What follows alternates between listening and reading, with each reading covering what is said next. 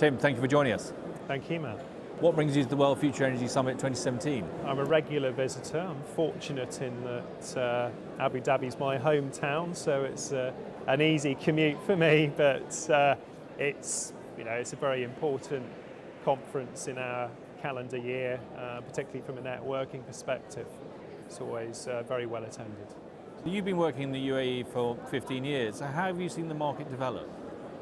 Oh, it's very interesting.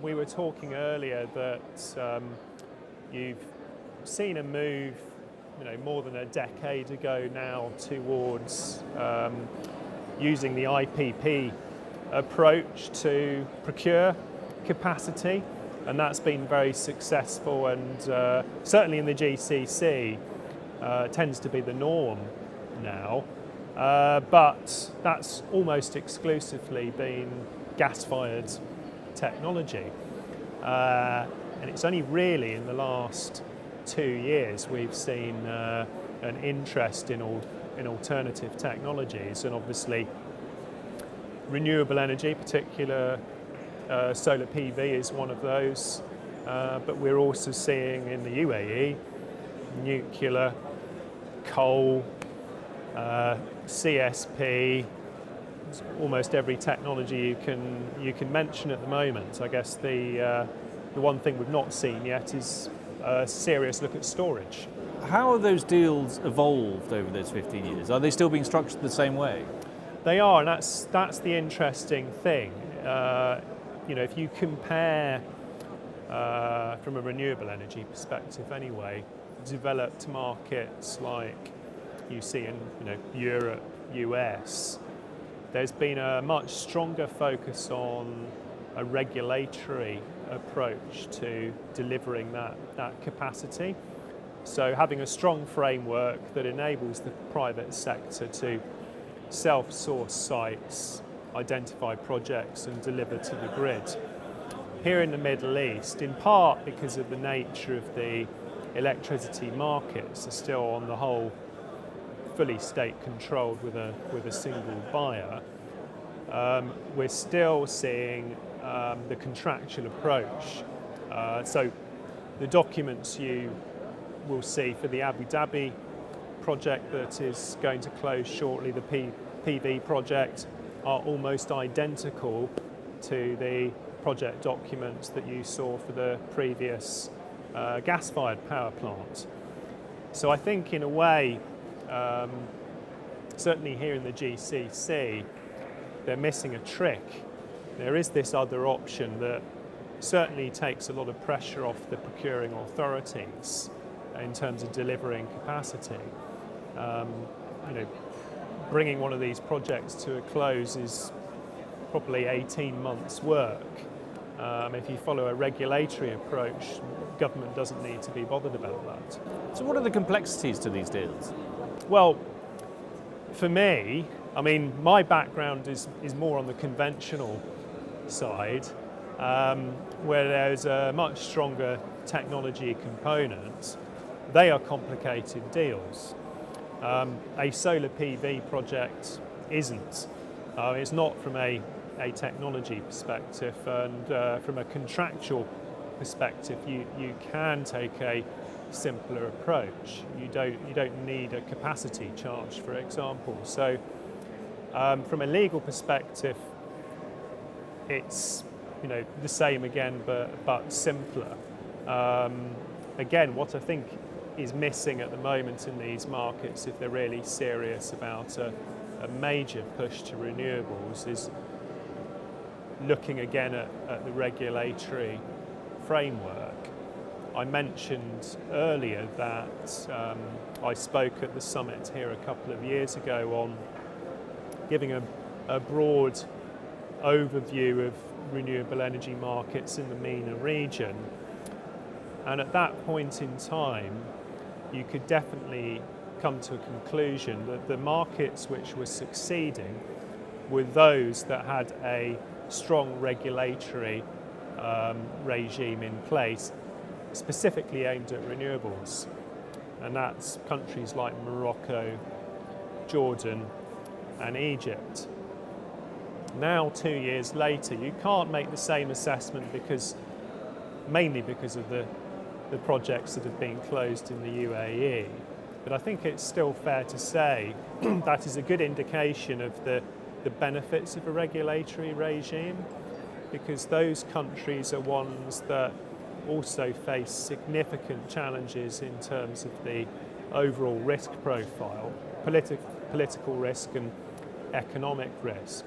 But with that framework in place, they were able to attract significant interest from foreign investors and banks and successfully deliver projects. What of the evolution of these sort of projects? Do you think they will go towards the regulated market, or do you think it will stay as it is?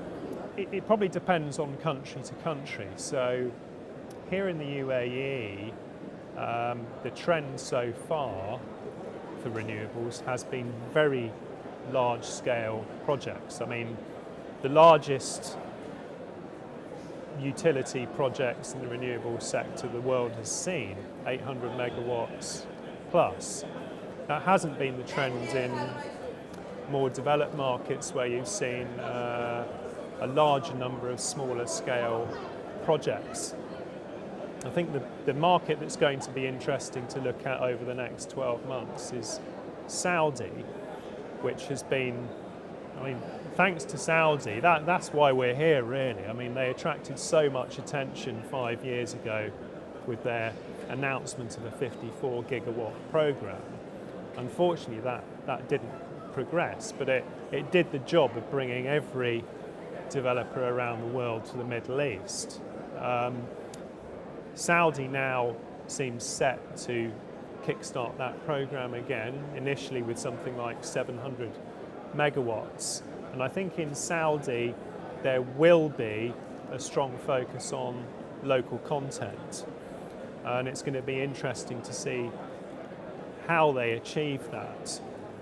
Because there's obviously local content in terms of certain components, but what Saudi is really aiming at is job creation, and that doesn't really come with the project itself, particularly a PV project. Once you've installed it, there isn't a lot of operational requirements, so it really means encouraging greater emphasis downstream in terms of the delivery of components and materials for those projects. That will only happen if you've got a sustainable pipeline, and really it's only going to be truly successful if you are breaking up the market and allowing a larger number of participants to deliver those projects. Here in the UAE, potentially facing the prospect that Masdar, which won the 800 megawatts project in Dubai, is very close number 2 for the project in Abu Dhabi. So you'd have 90% of the solar PV market being delivered by one entity, albeit it has some consortium partners. That's great in terms of delivering PV at a very low price, but in terms of creating a sustainable market is a little bit more challenging. Do you think this trend towards renewables is sustainable, and will the deals evolve as a consequence? Yeah, no, I do think it's sustainable, and in part that is because of the price. I mean, the prices achieved here on their PV projects are competitive with gas. So it is and if you look at the GCC in particular, with the exception of Qatar, no one has sufficient gas. So using PV to reduce some of your gas consumption seems a sensible choice. In terms of continuing that program, I think it's really a question of looking at storage capability, because if there isn't storage, you're still going to need that body of conventional power to deal with peaking requirements and power during the night. So I think that's the kind of key issue outstanding, particularly in terms of the Middle East. Tim, fascinating. Thanks very much for joining us. Thank you, Matt.